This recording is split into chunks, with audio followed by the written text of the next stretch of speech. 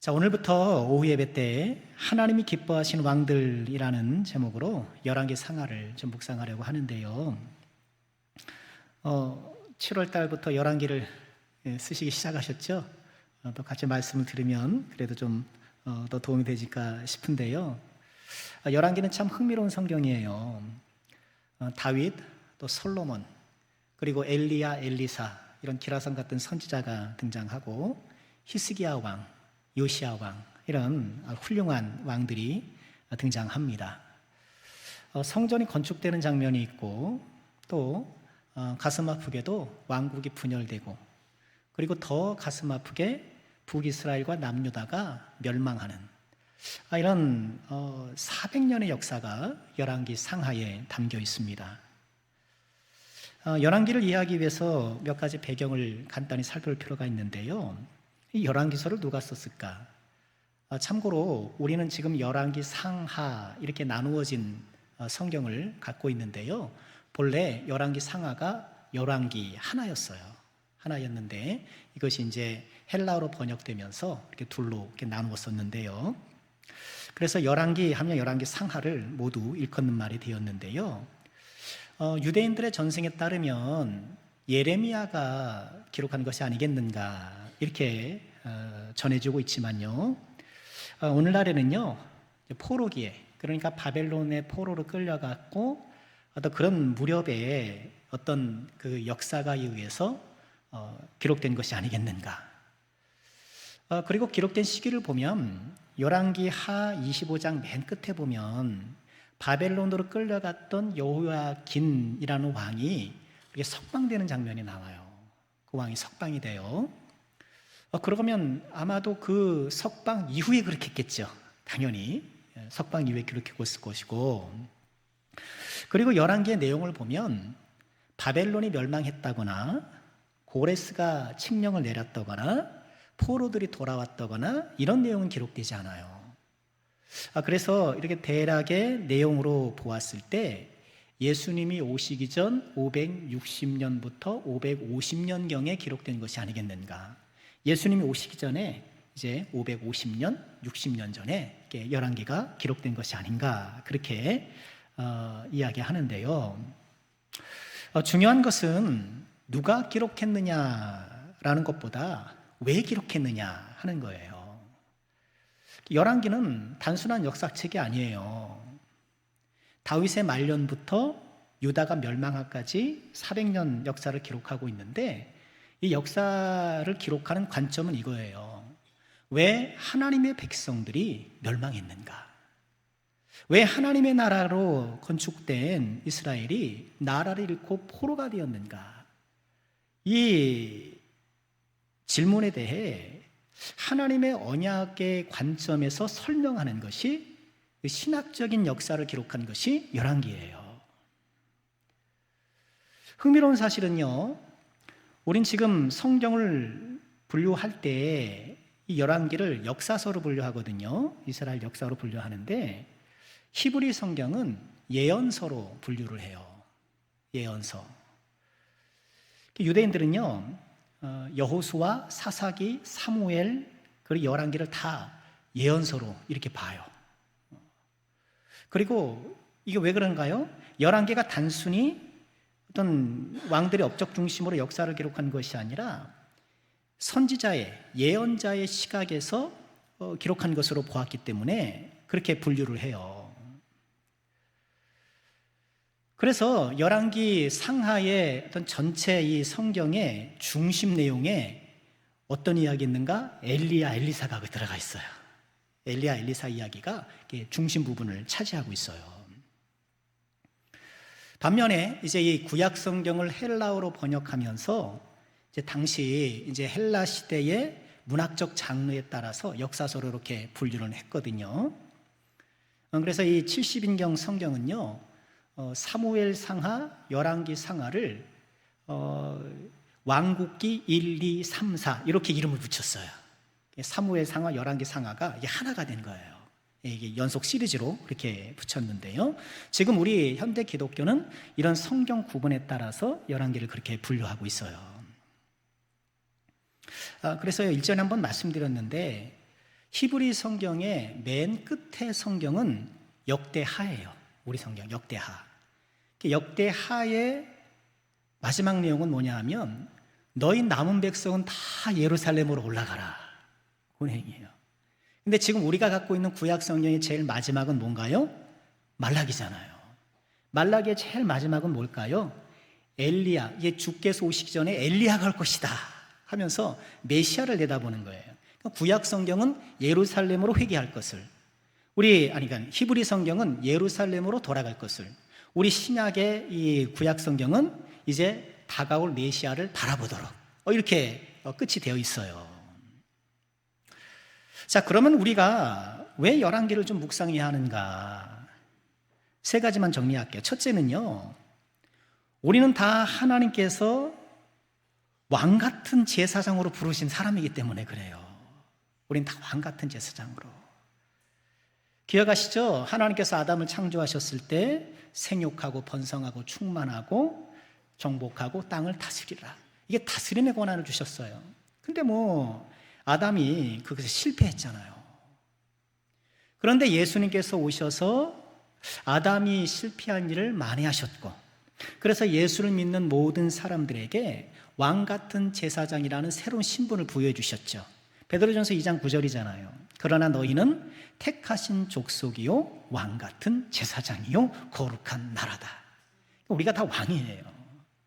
우리가 뭐라고요? 왕. 왕 같은 제사장이요 하나님의 백성이라는 거예요. 그렇기 때문에 이스라엘의 왕들이 어떻게 하나님 앞에 반응했는가 하는 것은 우리에게 굉장히 중요한 참고점이 되겠죠. 하나님 나라를 상속받은 우리들이, 이미 이 세상 가운데 하나님의 통치를 실현해야 될 우리들이 어떻게 하면 하나님의 왕권을 실현하는 그런 왕 같은 제사장으로 살 것인가, 바로 이 구약의 왕들을 보고 힌트를 얻게 되는 거예요. 또 두 번째로 우리가 열왕기를 통해서 보게 되는 것은요, 하나님은 사람을 어떻게 평가하시느냐는 거예요. 세상은 왕을 평가할 때 어떻게 평가합니까? 우리도 대통령이 잘했네 못했네 이렇게 평가할 때 군사력이나 경제력이나 외교관계나 이렇게 어떻게 정치적 역량을 발휘했는가, 이것들을 보고 평가하잖아요. 그런데 하나님께서는 11개의 왕들을 다른 기준으로 평가하셔요. 얼마나 정치적 수완이 탁월하여서 국가를 발전시켰느냐, 여기 보지 않고 여호와 보시기에 어떻겠느냐. 그래서 열왕기 곳곳에 그런 문장이 나오죠.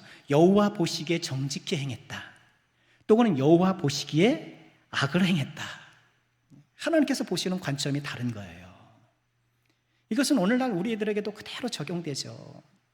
세상 사람들이 우리를 평가할 때 나름의 평가 기준이 있지만 하나님은 어떻게 우리를 보셔요? 얼마나 하나님 앞에 신실한 사람이었는가, 내가 무엇을 얼마나 성공적으로 성취했는가, 이루었는가, 그것은 2차, 3차 들지도 않고요. 하나님 앞에 어떤 사람으로 살았는가, 그것이 하나님께서 보시는 관점이라는 거예요.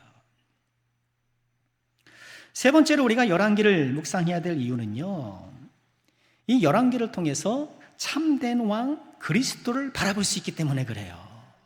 참된 왕 그리스도를 바라볼 수 있다. 열왕기에 등장한 하나님의 칭찬을 받는 여러 왕들이 있긴 합니다만 완전한 왕은 아무도 없어요. 그렇게 훌륭한 왕들이 왜 이렇게 실패했는가, 이런 것들을 보면서 자연스럽게, 아니 그럼 이런 모든 실패를 만회할 수 있는 최종적이고 완전한 왕은 과연 존재하는가, 그런 왕이 우리들에게 올 것인가, 이렇게 바라보는 거예요. 열왕기에 수많은 등장하는 왕들의 그들의 성공과 실패는 자연적으로 우리들로 하여금 완전한 왕을 기대하게끔 인도해 주는 거예요. 그래서 우리는 어떻게 얘기를 하나요? 구약은 오실 예수님을 이야기한다, 신약은 오신 예수님을 이야기한다. 우리는 그렇게 보고 있는 거예요. 열왕기를 통해서 인간 왕들의 모든 연약함을 만회하고 온전하고도 완전한 하나님의 통치를 실현할 그 예수 그리스도 메시아, 완전하신 왕을 우리가 기대하게 되는 거예요. 자, 이런 오리엔테이션을 시작으로 해서 우리 함께 말씀으로 들어가 봤으면 좋겠는데요. 자, 오늘 그 첫 시간으로 모든 왕들의 기준이 되었던 다윗을 좀 보고 싶어요. 자, 다윗이 어떻게 왕이 되었는가, 이 모든 과정은요, 사무엘 상하에 다 기록되어 있어요. 그렇죠? 사무엘 상하를 통해서 우린 다윗 왕이 어떻게 왕이 됐는가, 이것을 보게 되는데요. 열왕기에 들어와서 우리가 보게 되는 왕, 이 다윗 왕의 모습은 이제 그의 마지막 삶, 이제 유언하는 장면이에요. 다윗이 어떻게 일개목동에서 이스라엘의 제일 통치자가 되었는가, 그 일련의 과정은요, 사무엘 상하를 보시도록 하시고요. 그런데 분명한 것은요, 하나님께서는 다윗 이후의 모든 왕들이 모범으로 삼아야 될 그 왕으로서 다윗 왕을 제시해요. 내가 왕이 됐어요. 나 어떻게 통치해야 될까? 어떻게 이 나라를 이끌어갈까? 누굴 봐라? 다윗을 봐라. 다윗이 모범 사례예요. 3장 14절에 보면 이렇게 말씀을 하시거든요. 내가 만일 내 아버지 다윗의 행함같이, 솔로몬에 가신 말씀이죠. 내 길로 행하며 내 법도와 명령을 지키면 내가 또 내 날들 길게 하리라. 이게 다윗 왕이 기준이 되는 거예요. 오늘 우리가 읽은 이 말씀은요, 이 모든 왕들의 기준이 되는 다윗 왕의 마지막 날을 조명해 주고 있는데, 지금 다윗이 임종하면서 솔로몬에게 유언하는 장면이에요. 자, 오늘 말씀을 통해서 두 가지만 간략하게 묵상하고 싶어요. 먼저 오늘 말씀은요, 우리에게 다윗의 죽음관을 보여주는데 세상 모든 사람들이 가는 길이라는 거예요. 지금 임종하고 있는 다윗, 지금 본인이 겪고 있는 이 임종의 순간을, 죽음을 어떻게 이해하고 있는가? 오늘 2장 2절이죠. 내가 이제 세상 모든 사람이 가는 길로 가게 되었다. 죽음이란 뭔가? 세상 모든 사람들이 가는 길로 가는 것이다. 그렇게 생각하고 있어요. 여러분, 그렇죠. 죽음은 이 세상을 살아가는 모든 사람들이 마주할 수밖에 없는 실존이에요. 제가 예언 하나 할까요? 앞으로 50년 후에는 여기 아무도 안 계셔요. 계실 분이 계신가? 앞으로 50년 후에? 우리 사람은 태어나는 순간부터 죽음을 향해 다가가고 있어요. 내 죽음에 대해서 어떤 입장을 갖고 있느냐는 굉장히 중요해요. 지금 다윗은 죽음을 일컬어서 세상 모든 사람들이 가는 길이라고 했는데 그 의미가 뭘까요? 죽음은 모든 인생의 종착역이다, 뭐 그런 의미일까요? 죽음은 끝이다, 그런 얘기일까요? 그건 아닐 거예요. 여러분, 죽음은 끝입니까? 그럴 것 같으면 우리가 뭐하라 이 시간에 여기 있어요. 저 어디 가서 좋은 데 가서 좀 자기 신간 즐기죠. 보통 우리 주변 사람들은 그러더라고요. 죽으면 다 끝이라고. 이해는 돼요. 왜 그렇게 말을 하는가 이해는 돼요. 왜 그렇습니까? 이 사람들의 인식이라는 것은 관찰과 검증이 가능한 것만 그저 지식으로 받아들이잖아요. 근데 죽음 이후에 어떤 일이 벌어지는지에 대해서는 관찰할 수가 없어요. 관찰할 수 없으니 검증할 수도 없어요. 그러니 죽음이 끝이라고 말하는 것은 한편 이해는 되기는 해요. 아주 현실적인 대답이기는 해요. 하지만 현실적이라고 해서 진리는 아니죠. 현실적인 진리는 아니에요. 성경은 어떻게 죽음에 대해서 얘기하시나요? 히브리서 9장 27절이죠. 같이 읽죠. 시작. 한 번 죽는 것은 사람에게 정해진 것이요 그 후에는 심판이 있으리니. 한 번 정해진 것은 사람에게 정해진 것이고 그 후에는 뭐가 있다? 심판이 있다. 죽음 이후에 뭔가 있다는 거예요.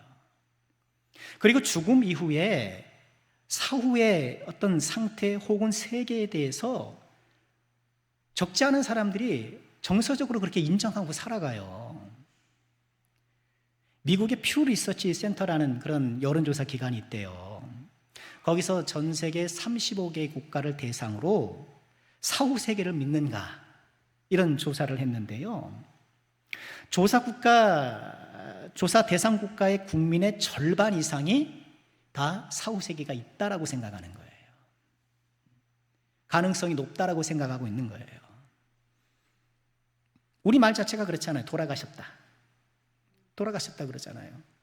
그리고 장례식에서 좀 덕담할 때 좀 위로의 말을 어떻게 전해요?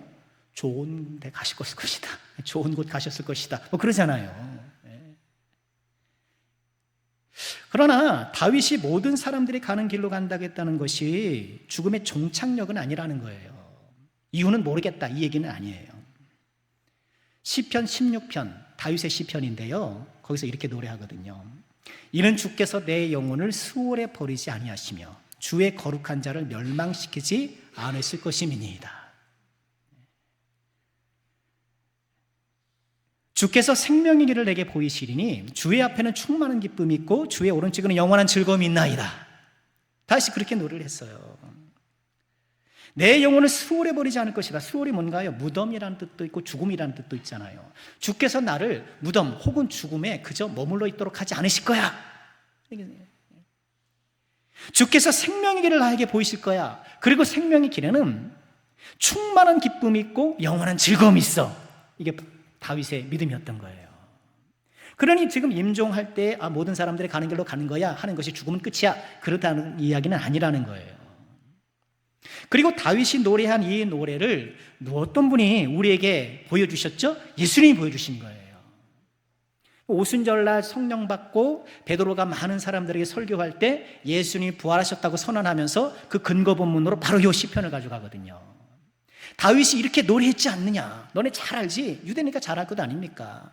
다윗이 이처럼 수월에 두지 아니하고 영원한 생명 길을 주신다고 했지 않았느냐? 바로 예수님이 그것을 우리에게 보여주셨어. 이렇게 설교했던 거예요. 우리는 이 다윗의 죽음관을 좀 배워야 돼요.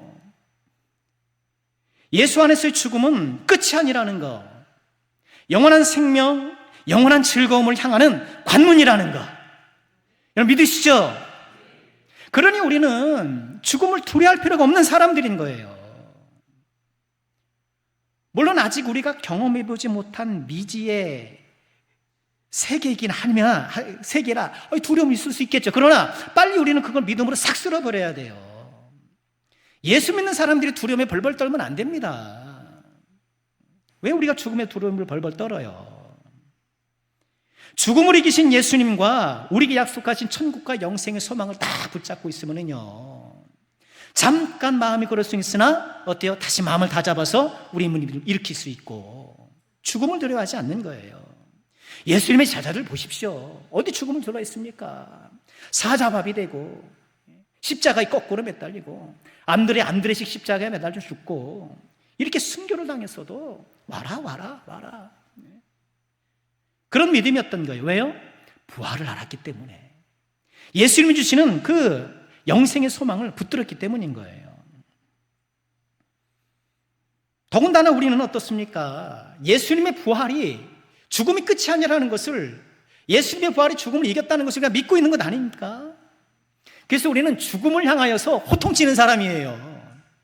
고린도전서의 부활장이 그렇게 말씀을 하잖아요. 이 썩을 것이 썩지 아니함을 입고, 우리 썩은 몸이 이제 나중에 썩지 않음을 입는다는 거예요. 이 죽을 몸이 죽지 않은 것을 입을 때, 부활의 몸이 될 때 사망을 삼키고 우리가 사망을 삼키는 거예요. 지금까지 우리가 사망이 삼킴을 당하는 거예요. 사망이 나를 집어삼키면 꼼짝 못하는 거예요. 그렇죠? 어느 날 죽음이 나한테 딱 다가오면 꼼짝 못하고 거기에 끌려가가지고 다 삼켜지게 마련인데, 이제는 역전이 되는 거예요. 우리가 사망을 삼키는 거예요. 사망아 너의 승리가 어디 있느냐? 사망을 조롱하고 사망에 호통치는 것이 예수 믿는 사람들에게 주신 권세라는 거예요. 세상 모든 사람들이 가는 길인 것은 분명하나 우리에겐 어때요? 예수 안에서 보장된 영생과 축복이 있다는 것을 기억하시고 죽음을 두려워하지 마시기를 주의 이름으로 축원합니다. 죽음을 믿음으로 극복하고 그 두려움을 이겨내고 영생의 소망을 온전히 붙잡는 우리가 되기를 다시 한번 주의 이름으로 축원합니다. 두 번째로 오늘 말씀은요, 우리에게 힘써 대장부가 되라고 교훈해요. 자, 다윗은 지금 세상 모든 사람들이 가는 길로 간다라고 말하면서 솔로몬에게 힘써 대장부가 되라고 말하죠. 우리 2절 말씀 같이 한번 읽을까요? 시작. 내가 이제 세상 모든 사람이 가는 길로 가게 되었노니 너는 힘써 대장부가 되라. 힘써 대장부가 되라. 여러분 대장부세요? 대장부가 되라. 다윗이 지금 솔로몬에게 말한 이 대장부가 무슨 의미일까요? 다윗은 군인이었잖아요. 그가 처음에 역사의 전면에 등장한 것도 골리앗을 거꾸로 틀어서 그러잖아요. 그러니 야 너도 나처럼 무예를 갈고 닦아서 하다못해 이 물레라도 좀 열심히, 물레 맞나요? 돌팔매라도 열심히 연습해가지고 그런 출중한 전사가 되라, 그런 얘기인가요? 그렇지 않아요. 솔로몬이 대장부가 되어서 그 대장부 다움을 펼칠 영역이 무엇일까? 이어지는 3절에 나와요. 내 하나님 여호와의 명령을 지켜 그 길로 행하여 그 법률, 계명, 율례, 증거, 모세 율법에 기록된 대로 지켜라. 어떤 대장부예요? 하나님의 말씀을 지키는 대장부. 하나님의 말씀에 순종하는 대장부인 거예요. 이게 진짜 대장부라는 거예요. 우리 인생에서, 자기 삶에서 참 대단한 업적을 이루는 사람들이 있지 않습니까? 자, 저 사람 어떻게 이렇게 지혜로워가지고 돈도 많이 벌고 이렇게 많은 사람들에게 좋은 영향을 끼치나, 막 그런 사람들이 있잖아요. 사람들에게 막 갈채를 받는 그런 사람들이 있잖아요. 근데 그런다 하더라도 정작 하나님 말씀 한 구절을 지키지 못할 때가 있는 거예요. 세상에서는 대장부라고 찬사를 받으면서도 믿음에 있어서는 쫄장부인 경우도 적지 않은 거예요. 앞서 말씀드린 것처럼 11개 중심 주제는 여호와 보시기 어떻게 했느냐, 여호와 보시기 어떤 사람이었느냐, 이게 중심 주제잖아요. 비록 우리가 이 세상에서는 대장부 소리 한번 듣지 못하고, 여러분 우리가 뭐 세상 떠난다고 뭐 신문에 뭐 기사 한 줄 나겠습니까? 신문에 뭐 부고란에 오늘 뭐 어느 교회 뭐 목사 장로님 뭐 돌아가셨다고 뭐 뜨겠습니까? 그저 우리가 이 땅에 왔다가 사라져도 아무도 눈치채지 못하고 이 세상은 잘 돌아갑니다. 그런데 하나님께서는 어때요? 믿음으로 살았던 하나님의 백성들을 대장부로 인정해 주시는 거예요. 세속적 업적이 아니라 하나님 앞에 순종으로 평가받는 것이, 여러분 이것이 참 축복이에요. 여러분 이전에도 말씀드렸잖아요. 하나님을 영화롭게 하고 영원토록 그로 즐거워하는 것, 인생의 목적이라고 우리 배우고 있잖아요. 이 목적을 아이들이 싫어하더라니까요. 저희 자녀들도 거부감을 느껴요. 아니 내가 왜 다른 존재의 영광을 위해서 살아가야 되는데, 이런다니까요. 또 일견 또 그래 보이잖아요. 요즘 다 어때요? 다 네가 중심이라고 그러잖아요.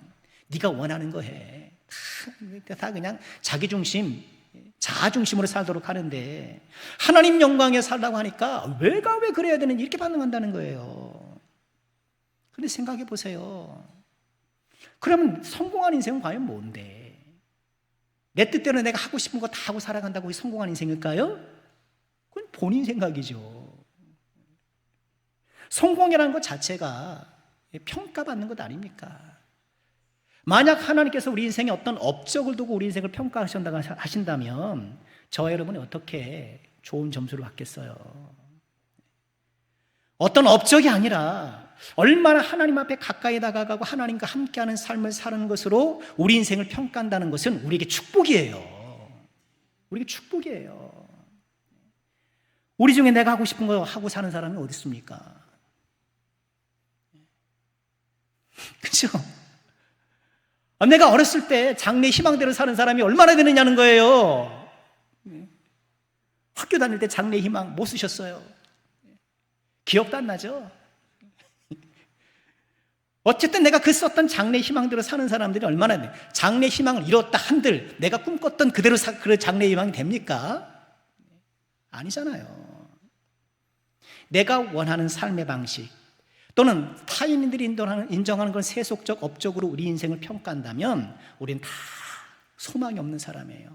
그런데 그거 다 물리치시고 얼마나 하나님을 영화롭게 했는가, 얼마나 하나님께 순종하며 살아가는 믿음의 대장부가 되었느냐, 그것을 평가 기준으로 삼으신다니 너무 감사한 거죠. 너무 감사한 거예요.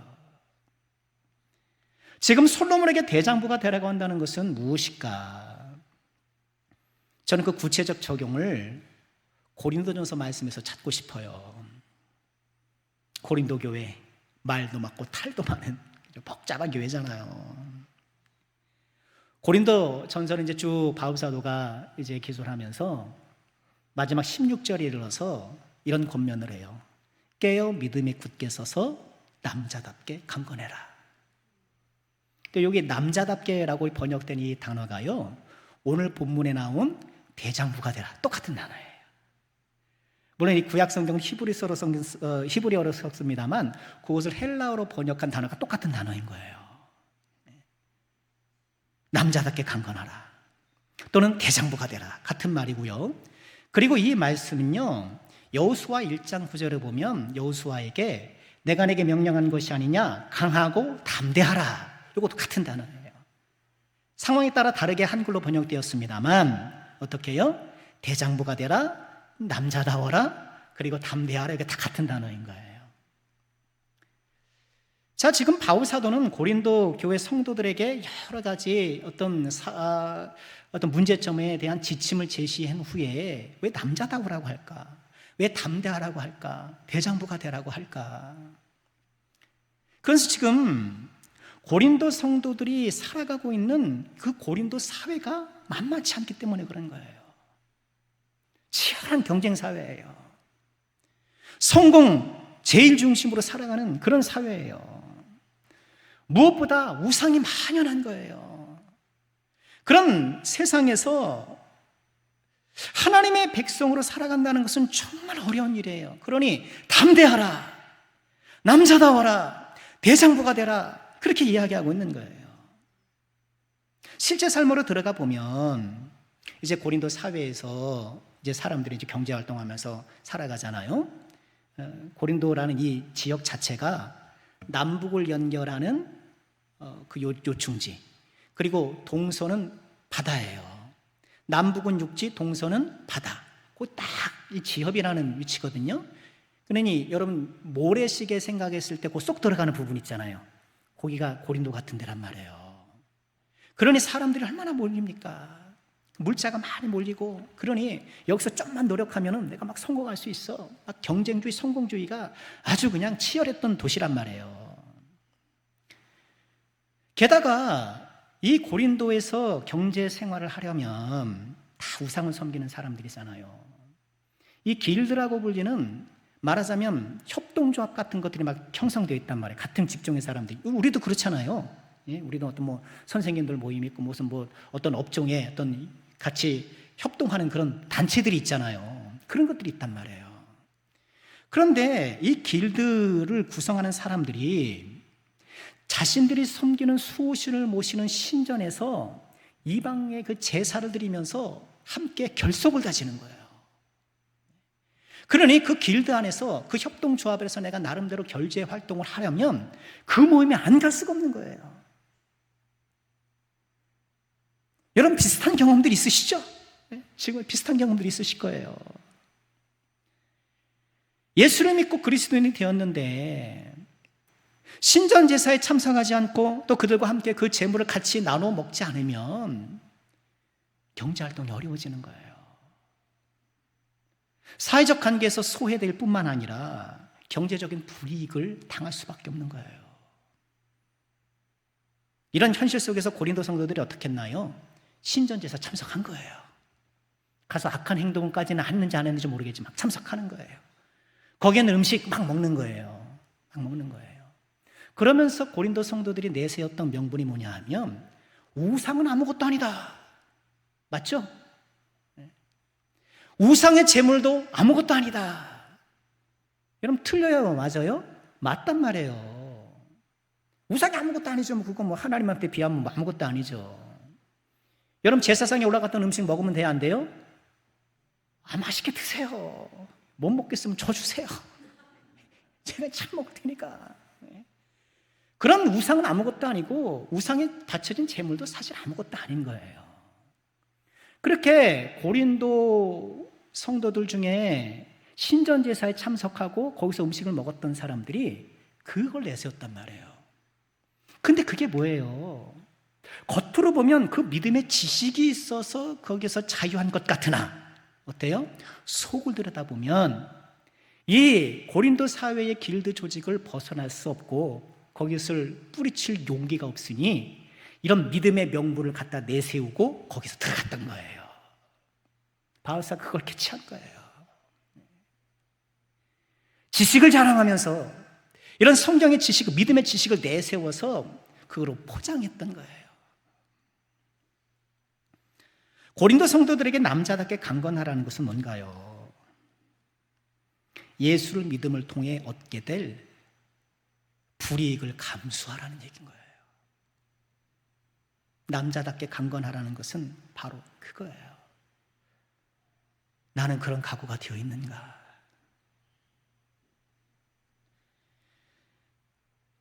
그리고 이것은 오늘을 살아가는 우리들도 마찬가지잖아요. 예수를 믿는 이 길은 꽃길이 아니잖아요. 예수님 말씀하셨잖아요. 이 길은 좁고 협착하여 찾는 이가 적다. 찾는 이가 적다는 거예요. 나를 따라오려고는 자기를 부인하고 자기 뭘 져요? 십자가를 지고 나를 따르라. 십자가를 지고 따르라. 그것이 오늘 말씀이 말하는 대장부예요. 남자다움이에요. 담대하라는 말씀이에요. 로마서 8장 17절에도 이렇게 말씀을 하시죠. 같이 읽을까요? 시작. 자녀이면 또한 상속자 곧 하나님의 상속자요. 얼마나 좋아요. 하나님의 상속자. 여러분 상속받으면 좋아요, 안 좋아요? 상속받으면 좋죠. 근데 하나님은 상속받으니 얼마나 좋아요. 하나님은 상속받는데 그리스도와 함께한 상속자니 우리가 그와 함께 영광을 받기 위하여 모두 받아요? 고난도 함께 받아야 할 것입니다. 영광을 받을 것은 기대하면서도 그 외 수반되는 고난을 외면한다고 한다면 안 되겠죠. 예수님을 따른다고 하면서 고난을 회피했던 것은 아닌가? 십자가를 외면했던 것은 아닌가? 예수님을 믿기 때문에 감수해야 될 것들이 많아요. 잘 아시잖아요. 때로는 자존심 상하는 것도 감수해야 되고, 그렇죠? 경제적 손해도 감수해야 되고, 시간적 손해도 감수해야 되고. 우리 수동부 선생님들 막 어제도 보니까 막 나서 뭐 데코레이션 하고, 연극 연습하고, 다 시간을 헌신하고, 달란트 헌신하고, 감수해야 되는 거예요. 우리 주님은 심은 대로 거두게 하셔요. 우리 사랑하는 모든 죄종들이여, 우리 대장부가 됩시다. 예수님을 믿으면서 감수해야 될 것을 오히려 나의 영광을 알고 오히려 기쁘게 감수하는 우리가 되길 주의 이름으로 축원합니다. 이어지는 3, 4절에 이처럼 믿음의 대장부로 살아가는 자에게 주시는 약속이 있어요. 간략하게 묵상해 볼까요? 3절이에요. 내 하나님 여호와의 명령을 지켜 그 길로 행하여 그 법률, 계명, 율례, 증거를 모세 율법에 기록된 대로 지키라. 그리하면 내가 무엇을 하든지 어디로 가든지 형통하리라. 다 이 말씀 붙잡으시길 주의 이름으로 축원합니다. 우리 하나님께서는 다 갚아주세요. 하나님 앞에 헌신한 사람, 우리 예수님 그러셨잖아요.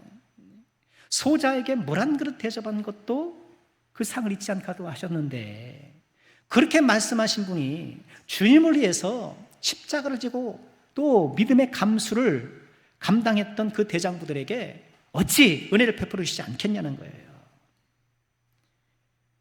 형통한다는 것은 꼭 돈 많이 벌고 성공한다, 그런 세속적인 것만이 아니죠. 성공적인 인생을 사는가. 우리 예수님께서 십자가에서 다 이루었다고 하신 것처럼 다 이루는 그런 삶인 것이죠. 또 4절에 이렇게 말씀을 하시죠. 여호와께서 내일에 대해 말씀하시기를 만일 내 자손들이 그들의 길을 삼가 마음을 다하고 성품을 다하여 진실히 내 앞에서 행하면 이스라엘 왕이 오를 사람이 내게서 끊어지지 아니하리라 하신 말씀을 확실히 이루게 하시리라. 3절이 형통의 축복을 약속해 주셨다면 4절은요 말씀이 이루어지는 축복이에요. 내 삶에 하나님께서 약속하셨던 말씀이 현실이 되는 것, 이것이 얼마나 큰 축복이에요. 하나님의 말씀이 이루어지는 삶. 아브라함도 못 봤잖아요. 아브라함도 예수님께서 오실 날을 멀리서 바라보고 기뻐했을 뿐인 거예요. 그래서 예수님 오셨을 때 그 예수님을 배웠던 태가 복되고 예수의 말씀을 들었던 사람들이 복되고, 왜? 그 말씀이 이루어지는 것이 눈앞에서 벌어지고 있으니까. 자, 말씀을 마치겠습니다. 하나님이 기뻐하시는 첫 번째 왕 다윗, 그의 유언을 통해서 우리에게 주시는 교훈을 묵상해 보았는데요, 모든 사람이 가는 그 길, 죽음 두려워하지 마시길 바랍니다. 오라. 나에게는 영생이 있고 나에게는 천국이 있고 나에게는 부활이 있다. 사망이 와라. 우린 그런 태도가 돼야 돼요. 우리에게 주어진 삶을 믿음의 대상으로 살아갑시다. 영광과 함께 고난도 받는다는 것을 기억하고 십자가를 지는 마음으로 예수를 따르며 감사할 것을 오히려 기쁨으로 감사하며 살아가는 우리 모두가 될 수 있기를 주의 이름으로 축원합니다.